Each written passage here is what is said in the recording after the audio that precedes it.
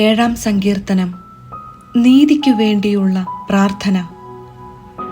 എൻ്റെ ദൈവമായ കർത്താവേ, അങ്ങയിൽ ഞാൻ അഭയം തേടുന്നു.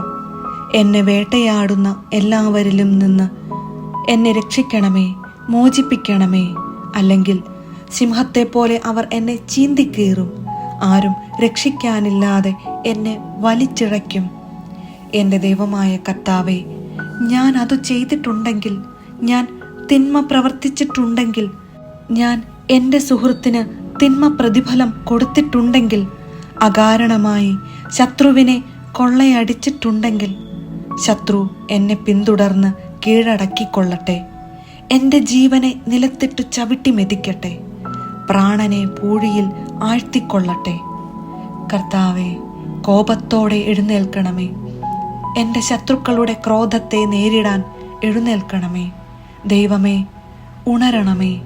അവിടുന്ന് ഒരു ന്യായവിധി നിശ്ചയിച്ചിട്ടുണ്ടല്ലോ. ജനതകൾ അങ്ങയുടെ ചുറ്റും സമ്മേളിക്കട്ടെ. അവർക്ക് മുകളിൽ ഉയർന്ന സിംഹാസനത്തിൽ അവിടുന്ന് ഉപവിഷ്ടനാകണമേ. കർത്താവ് ജനതകളെ വിധിക്കുന്നു. കർത്താവെ, എൻ്റെ നീതിനിഷ്ഠയ്ക്കും സത്യസന്ധതയ്ക്കും ഒത്തവിധം എന്നെ വിധിക്കണമേ.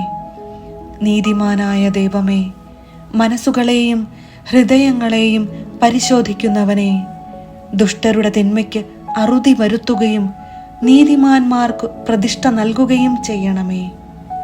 ഹൃദയ നിഷ്കളങ്കതയുള്ളവരെ രക്ഷിക്കുന്ന ദൈവമാണ് എൻ്റെ പരിച. ദൈവം നീതിമാനായ ന്യായാധിപനാണ്. അവിടുന്ന് ദിനം പ്രതി രോഷം കൊള്ളുന്ന ദൈവമാണ്. മനുഷ്യൻ മനസ്സു തിരിയുന്നില്ലെങ്കിൽ അവിടുന്ന് വാളിന് മൂർച്ച കൂട്ടും. അവിടുന്ന് വില്ലുകുലച്ച് ഒരുങ്ങിയിരിക്കുന്നു. അവിടുന്ന് തൻ്റെ ശരങ്ങളെ തീയമ്പുകളാക്കി മാരകായുധങ്ങൾ സജ്ജമാക്കിയിരിക്കുന്നു. ഇതാ, ദുഷ്ടൻ തിന്മയെ ഗർഭം ധരിക്കുന്നു, അധർമ്മത്തെ ഉദരത്തിൽ വഹിക്കുന്നു, വഞ്ചനയെ പ്രസവിക്കുന്നു. അവൻ കുഴി കുഴിക്കുന്നു, താൻ കുഴിച്ച കുഴിയിൽ താൻ തന്നെ വീഴുന്നു. അവൻ്റെ ദുഷ്ടത അവൻ്റെ തലയിൽ തന്നെ പതിക്കുന്നു. അവൻ്റെ അക്രമം അവൻ്റെ നെറുകയിൽ തന്നെ തറയുന്നു. കർത്താവിൻ്റെ നീതിക്കൊത്ത് ഞാൻ അവിടുത്തേക്ക് നന്ദി പറയും. അത്യുന്നതനായ കർത്താവിൻ്റെ നാമത്തിന് ഞാൻ സ്തോത്രമാലപിക്കും.